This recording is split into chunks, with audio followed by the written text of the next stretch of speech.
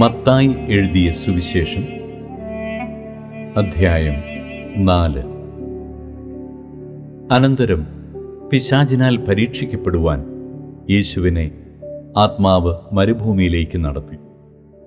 അവൻ 40 പകലും 40 രാവും ഉപവസിച്ച ശേഷം അവന് വിശന്നു.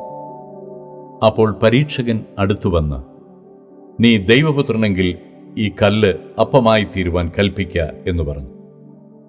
അതിന് അവൻ, മനുഷ്യൻ അപ്പം കൊണ്ട് മാത്രമല്ല, ദൈവത്തിൻ്റെ വായിൽ കൂടി വരുന്ന സകല വചനം കൊണ്ടും ജീവിക്കുന്നു എന്ന് എഴുതിയിരിക്കുന്നു എന്ന് ഉത്തരം പറഞ്ഞു. പിന്നെ പിശാച് അവനെ വിശുദ്ധ നഗരത്തിൽ കൊണ്ടുപോയി ദൈവാലയത്തിൻ്റെ അഗ്രത്തിന്മേൽ നിർത്തി അവനോട്, നീ ദൈവപുത്രനെങ്കിൽ താഴത്തോട്ട് ചാടുക, നിന്നെക്കുറിച്ച് അവൻ തൻ്റെ ദൂതന്മാരോട് കൽപ്പിക്കും. അവൻ നിന്റെ കാൽ കല്ലിനോട് തട്ടാതെ വണ്ണം നിന്നെ കയ്യിൽ താങ്ങിക്കൊള്ളും എന്നെഴുതിയിരിക്കുന്നുവല്ലോ എന്ന് പറഞ്ഞു. യേശു അവനോട്, നിന്റെ ദൈവമായ കർത്താവിനെ പരീക്ഷിക്കരുത് എന്നും കൂടി എഴുതിയിരിക്കുന്നു എന്ന് പറഞ്ഞു. പിന്നെ പിശാച് അവനെ ഏറ്റവും ഉയർന്ന ഒരു മലമേൽ കൂട്ടിക്കൊണ്ടുപോയി ലോകത്തിലുള്ള സകല രാജ്യങ്ങളെയും അവയുടെ മഹത്വത്തെയും കാണിച്ചു. വീണ് എന്നെ നമസ്കരിച്ചാൽ ഇതൊക്കെയും നിനക്ക് തരാം എന്ന് അവനോട് പറഞ്ഞു. യേശു അവനോട്, സാത്താനെ, എന്നെ വിട്ടുപോ, നിന്റെ ദൈവമായ കർത്താവിനെ നമസ്കരിച്ച് അവനെ മാത്രമേ ആരാധിക്കാവൂ എന്ന് എഴുതിയിരിക്കുന്നുവല്ലോ എന്ന് പറഞ്ഞു. അപ്പോൾ പിശാച് അവനെ വിട്ടുപോയി. ദൂതന്മാർ അടുത്തുവന്ന് അവനെ ശുശ്രൂഷിച്ചു. യോഹന്നാൻ തടവിലായി എന്ന് കേട്ടാറേ അവൻ ഗലീലയ്ക്ക് വാങ്ങിപ്പോയി. നസറത്ത് വിട്ട് സെബൂലൂന്റെയും നഫ്താലിയുടെയും അതിരുകളിൽ കടൽക്കരയുള്ള കഫർന്നഹൂമിൽ ചെന്നു പാർത്തു.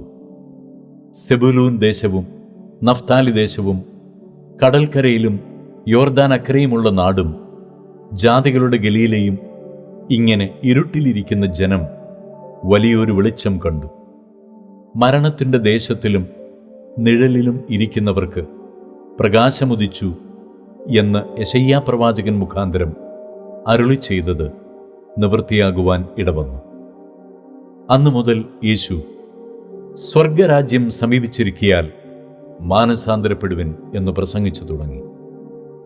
അവൻ ഗലീല കടൽപ്പുറത്ത് നടക്കുമ്പോൾ പത്രോസ് എന്നു പേരുള്ള ശിമോൻ, അവൻ്റെ സഹോദരനായ അന്ത്രയാസ് എന്നിങ്ങനെ മീൻപിടിക്കാരായ 2 സഹോദരന്മാർ കടലിൽ വല വീശുന്നത് കണ്ടു.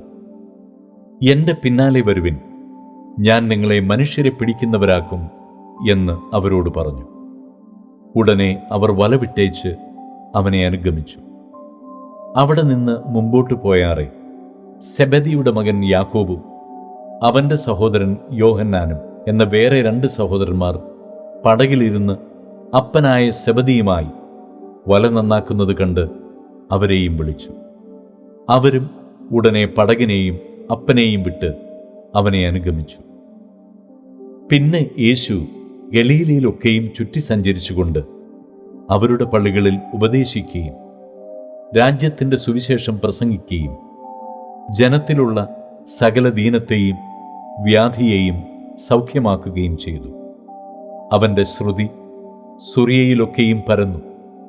നാനാവ്യാധികളാലും ബാധകളാലും വലഞ്ഞവർ, ഭൂതഗ്രസ്തർ, ചന്ദ്രരോഗികൾ, പക്ഷവാതക്കാർ, ഇങ്ങനെ സകലവിധ ദീനക്കാരെയും അവൻ്റെ അടുക്കൽ കൊണ്ടുവന്നു.